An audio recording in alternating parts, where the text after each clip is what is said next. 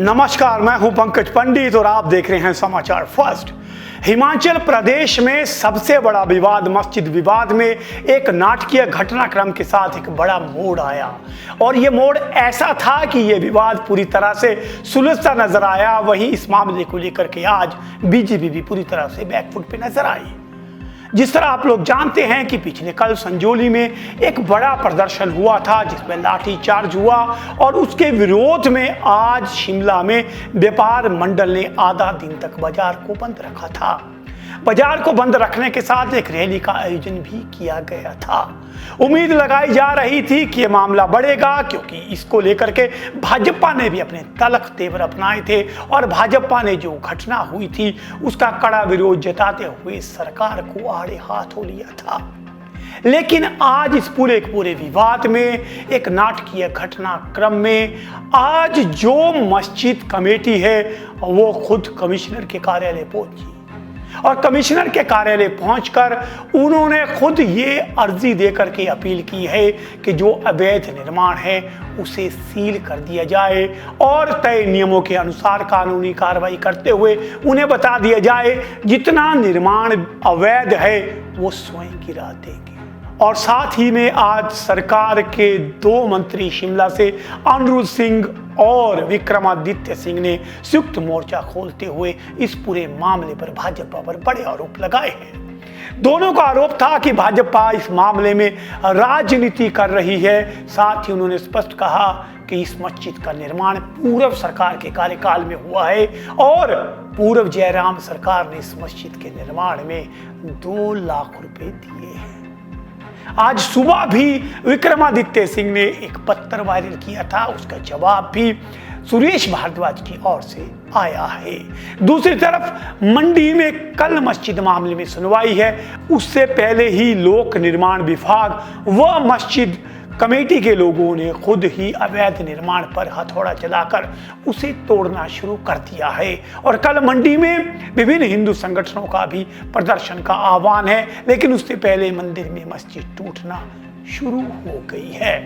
तो अब तक का जो सबसे बड़ा विवाद था ये मुझे लगता है कहीं ना कहीं सरकार इसे संभालने में कामयाब होती नजर आ रही है और शिमला और मंडी में ये विवाद आपसी सहमति से हल होता हुआ नजर आ रहा है, जो हिमाचल प्रदेश जैसी देवभूमि शांति प्रिय प्रदेश के लिए एक सुखद संकेत है। तो ये आज की सबसे बड़ी खबर है। आइए सिलसिलेवार इस खबर पर चलता हूं और बारी बारी बताता हूं कि कौन क्या कब कह रहा था।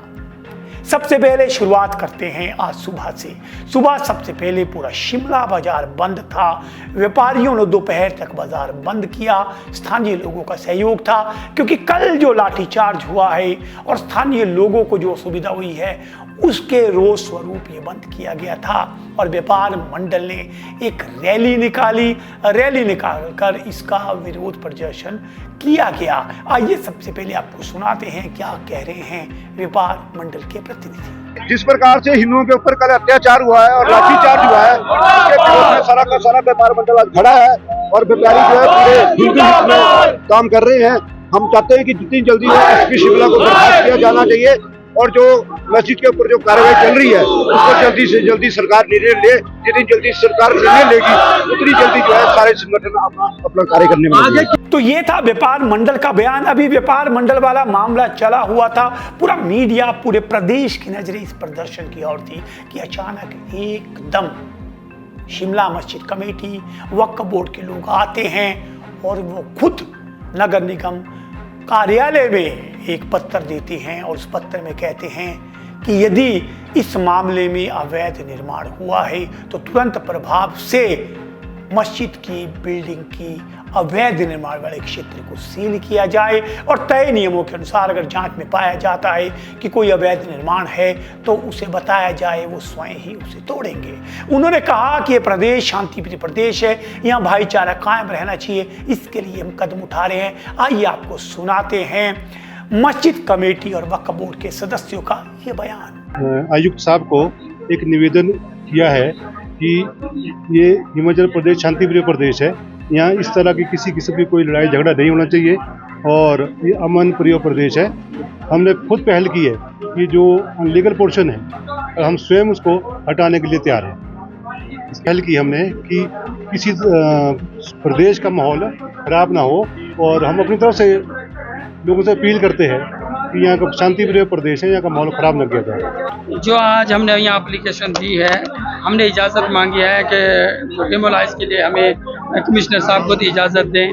तो ये इसलिए किया, हमें किसी का प्रेशर नहीं है, किसी की कोई वो नहीं है। हमें जो है प्यार मोहब्बत से रहना है। हम सदियों से यहाँ रह रहे हैं और हम तो यहाँ के स्थायी निवासी हैं। जो अभी प्रेजेंट में जो फैसला लिया हमने, ये हम एज ए हिमाचली इस फैसले को ले रहे हैं। और ये हमारी जो है कमेटी है, हमारे प्रधान अब्दुल लतीफ़ साहब हैं, और मैं एज ए इमाम जामा मस्जिद संजौली कोटखाई से बिलोंग करता हूँ। हमारी प्यार मोहब्बत ना बिगड़े, हम प्यार मोहब्बत से रहें।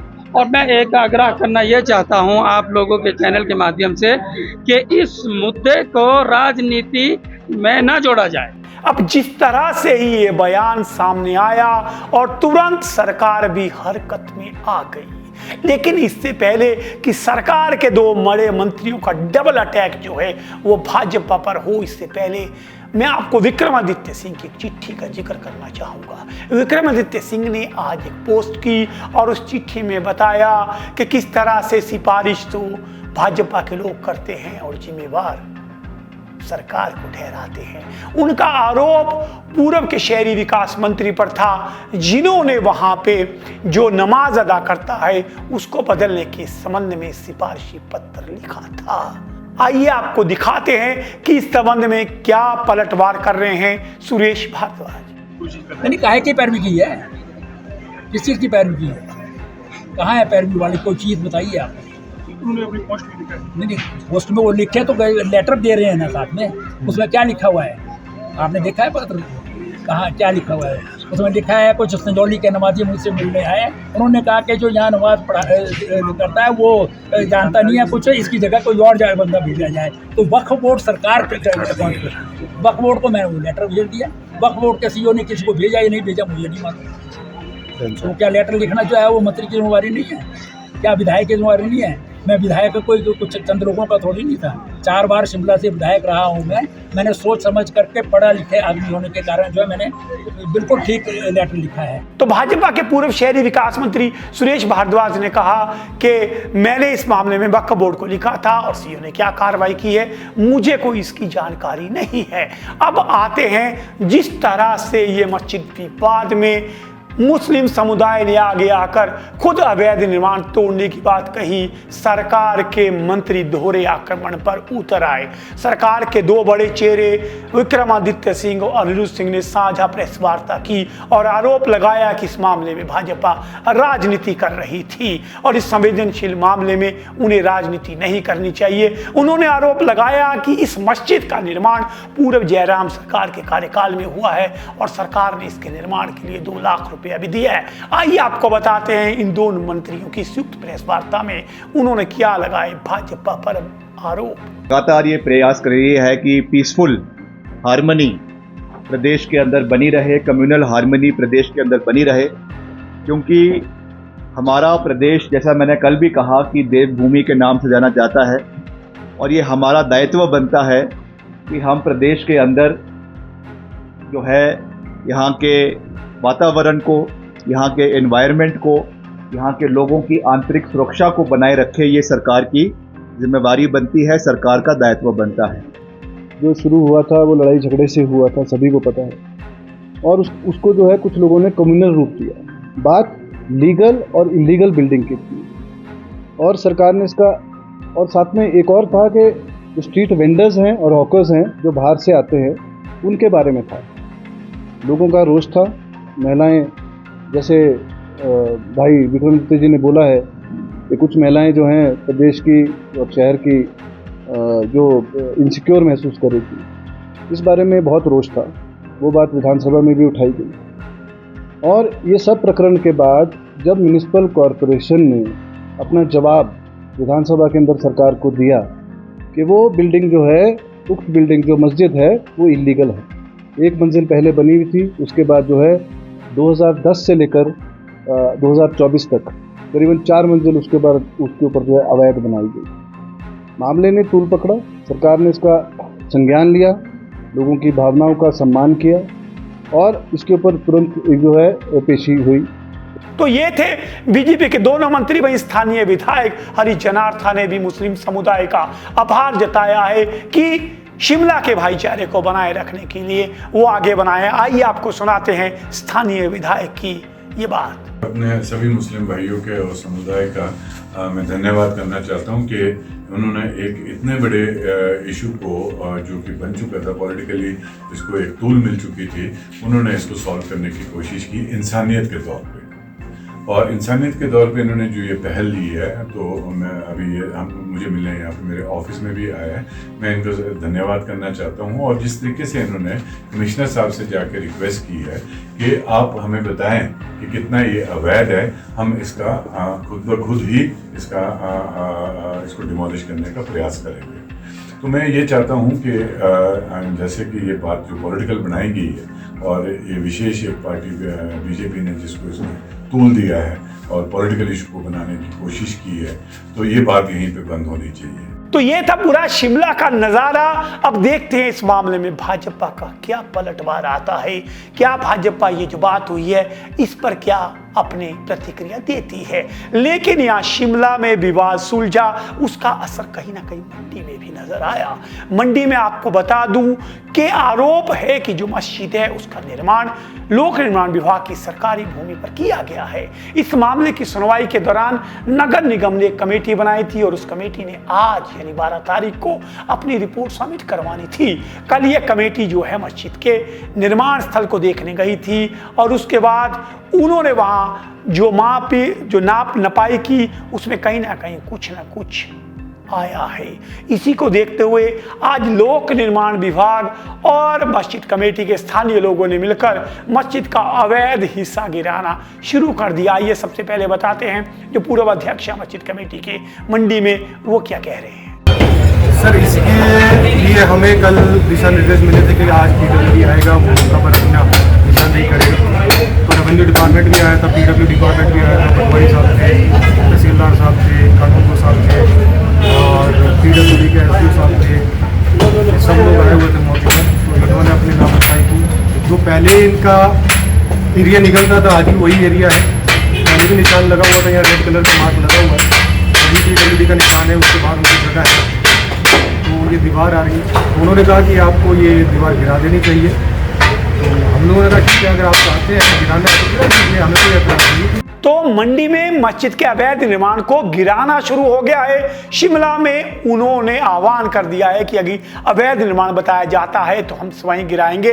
लेकिन इस मामले में अभी देवभूमि क्षत्रिय मोर्चा के अध्यक्ष रूमी ठाकुर, उन्होंने भी एक बयान जारी किया है। आइए पहले आपको सुना लेता हूँ रूमी ठाकुर का ये बयान। साथियों, जिस प्रकार से कल मंडी में अवैध निर्माण को लेकर वहां पर सनातन समाज एकत्रित हो रहा है और देवभूमि क्षत्रिय संगठन स्वर्ण मोर्चा की कॉल भी इस चीज के लिए व्यक्तिगत तौर पर है, कल सभी सनातन समाज को एकत्रित होने के लिए। लेकिन सबसे बड़ी खुशी की बात यह है कि कल सनातन समाज के एकत्रित होने से पहले और देवभूमि क्षत्रिय संगठन की कॉल से पहले ही वहां की जो अवैध निर्माण जो मस्जिद का किया गया है, उस अवैध रूप से बनी हुई मस्जिद को वहां पर तोड़ना शुरू कर दिया गया है। और ये जीत जो है ये पूरे हिमाचल प्रदेश के सनातन समाज की है।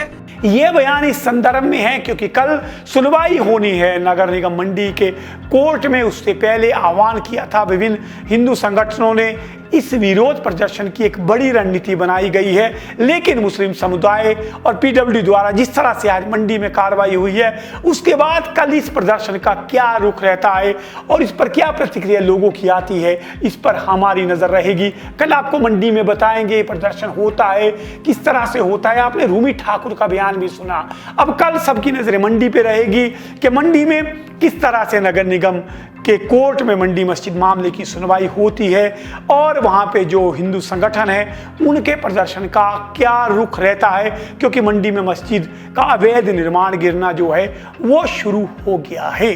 तो देवभूमि के लिए राहत की बात, जो एक सबसे बड़ा विवाद था, जिस तरह से हिंदू मुसलमान के रूप में प्रदेश में एक अलग छवि प्रदेश की बनती जा रही थी, उसको सरकार ने समय रहते ही संभाल लिया है और कहीं ना कहीं अब बीजेपी बैकफुट पे नजर आ रही है। पिछले 12 घंटे पहले सरकार एक तरफ हाशिए पर खड़ी नजर आ रही थी और प्रदेश की हालात बिगड़ने की आशंका जताई जा रही थी। वहाँ एकाएक चीजें अब सिमटती, संभलती और स्थिर होती नजर आ रही है। अब देखते हैं इस मामले में जिस तरह से पूरा का पूरा नाटकीय घटनाक्रम में ये मामला सिमटा है, इसके बाद क्या लोगों की प्रतिक्रिया रहती है। हमारी भी यही उम्मीद है कि हिमाचल प्रदेश तरक्की की ओर आगे बढ़े, प्रगति करे और जो हिमाचल प्रदेश की छवि है खुशहाल प्रदेश की, वो पूरे देश में एक बार फिर से जाए। इन्हीं खबरों के अपडेट के साथ आपके साथ फिर मिलेंगे। तब तक आप देखते रहिए समाचार फर्स्ट टू द पॉइंट।